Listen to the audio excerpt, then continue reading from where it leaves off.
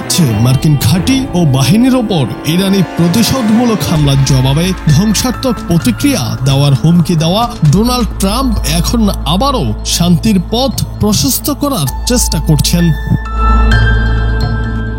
সামাজিক মাধ্যমে দেওয়া এক পোস্টে তিনি লেখেন, ইরান এখন অঞ্চলে শান্তি ও সম্প্রীতির পথে এগুতে পারে এবং আমি ইসরায়েলকেও একই পথে চলার জন্য উৎসাহিত করছি। এই বক্তব্য রোববারের পোস্ট থেকে সম্পূর্ণ ভিন্ন, যেখানে তিনি ইরানে শাসন ব্যবস্থার পরিবর্তন নিয়ে কথা বলেছিলেন।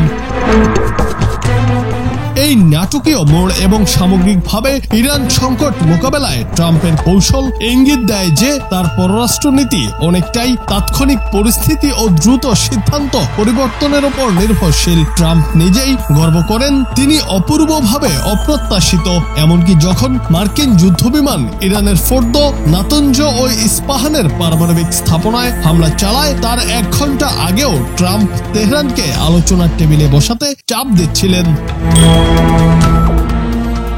সম্ভবত ট্রাম্প ছাড়া আর কেউই জানেন না কিভাবে তিনি এই উত্তপ্ত পরিস্থিতিকে শান্তির সুযোগ হিসেবে দেখছেন। তবে এখন যা ঘটছে তা হয়তো যুক্তরাষ্ট্র ও ইরানের জন্য উত্তেজনার পথ থেকে সরে আসার একটি সম্ভাব্য সুযোগ তৈরি করেছে, যেখানে সামরিক সংঘাত এড়িয়ে কূটনৈতিক সমাধানের দিকে যাওয়া সম্ভব। বা এটি হতে পারে ট্রাম্পের আরেকটি কৌশল, যাতে যুক্তরাষ্ট্র আরো শক্তিশালী প্রতিক্রিয়ার জন্য প্রস্তুতি নিতে পারে।